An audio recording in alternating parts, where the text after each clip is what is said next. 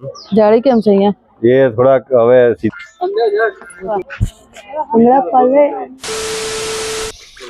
તો સ્વાગત છે તમારું અમારા આ નવા વ્લોગમાં। તમને એમ લાગતું છે અમે કેમ ગાડી ધોઈ રહ્યા છીએ?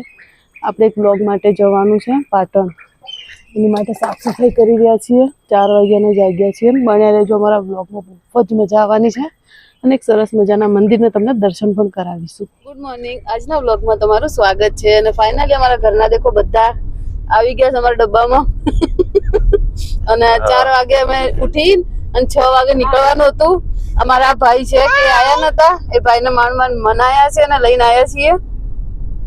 આમાં માલિક છે, આમાં માલિક અમે કેવું અમે 4:30 વાગે ઉભા થયા હતા। અમે મિનિમમ 50 થી 60 ફોન કર્યા હશે સાહેબને, એટલે ભાઈ મારે ઘરે જવું પડ્યું, બરાબર?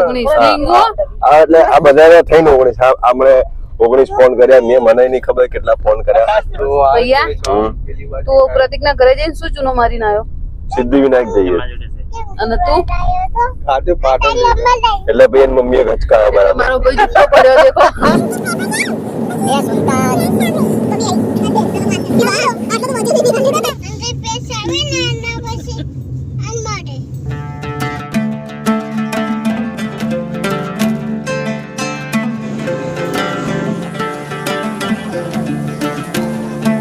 તો ફાઇનલી બધાને નાસ્તો થઈ ગયો અને બધા પાછા ગાડીમાં આવી ગયા અને હવે નીકળી પડ્યા છીએ પાટણ તરફ। અને આ દેખો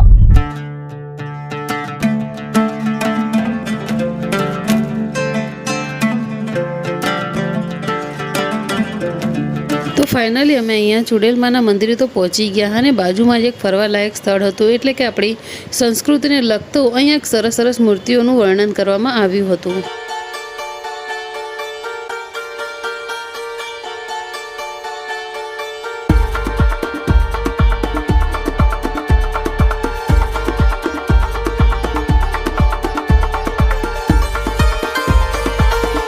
जबरदस्त गर्मी है, फोन हीट થઈ ગયો જોરદાર। મંદિર તો બાકી એમ કરતી ફરવા ઉતારે બધા તો શું મારા મનમાં મંદિર જ મેં ચપ્પલ લઈ ના પહેરે। આગળ લખેલું હશે બધું પ્રોપર, શું ખબર ચાલુ છે? સોમનાથ મહાદેવ અખંડ સોમનાથ થી ચાલતા લાઈ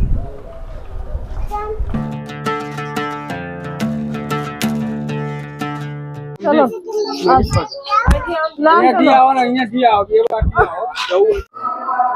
અહીંયા ટોટલ ઇતિહાસ લખેલો છે। તમને ન ખબર હોય એ ભગવાનના નામ પણ અહીંયા લખેલા છે અને બહુ જ ખરેખર સંસ્કૃતિથી જોડાયેલું છે અહીંયા, તો બન્યા રહેજો।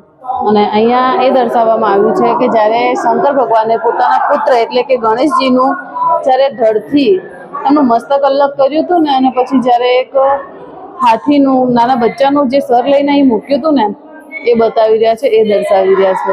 અને શિવજીના હાથમાં જેમ કે તમને દેખાયું છે કે ગણેશજીનું મસ્તક છે અને જે અહીંયા ગણેશજીના ધડથી મતલબ જોઈન્ટ કરવામાં આવશે।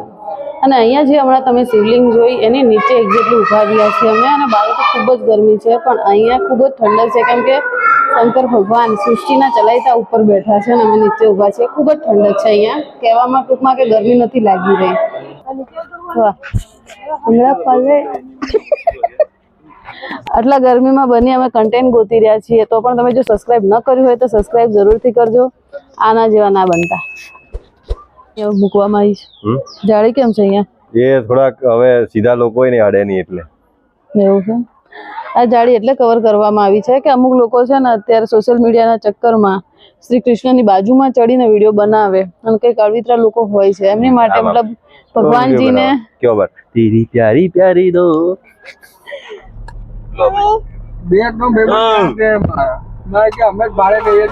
તમે આજુબાજુનું લોકેશન જુઓ કેવો સરસ છાંયડો છે। ગરમી છે એટલે અમે છાંયડામાં ગાડી લઈને ઊભી રાખીએ અને અમારો જમવાનો પ્રોગ્રામ અંદર તો અત્યારે અહીંયા ભંડારો ચાલી રહ્યો છે। બસ ભંડારો છે અમારા પયારા ફાઇનાન્સર તરફથી।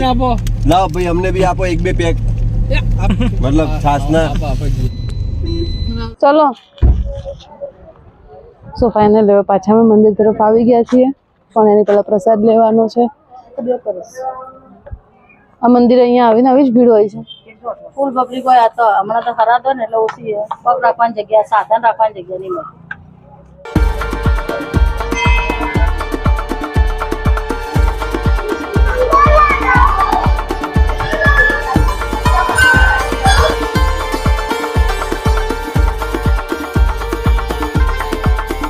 ને આ મંદિરમાં અહીંયા લખવામાં આવેલું છે કે કોઈ પણ ભાવિ ભક્તોનું કોઈ પણ મનોકામના પૂર્ણ થાય તો અહીંયા એમની એક ઓફિસ છે, જે ઓફિસે આવી રજીસ્ટ્રેશન કરાવવું.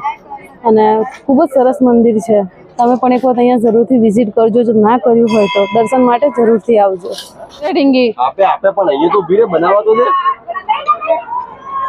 ગરમી બહુ છે ને, એટલે લીંબુ સોડા પી રહ્યા બધા. તો ફાઇનલી અહીંયા અમારે ચુડેલમાના દર્શન થઈ ગયા અને ખૂબ જ સરસ મંદિર હતું, નહીં ભૈયા? બહુ મજા આવી ગયો. અને આજુબાજુમાં ફરવા લાયક પણ સરસ છે. પણ સોડા બહુ મોંઘી હતી, ચાલે. સોડા મોંઘી હતી, જો 20 રૂપિયાની. અને તમને અમારો બ્લોગ કેવો લાગ્યો? જો આવા નવા બ્લોગ જોવા હોય તો સબસ્ક્રાઇબ એન્ડ લાઈક જરૂરથી કરજો.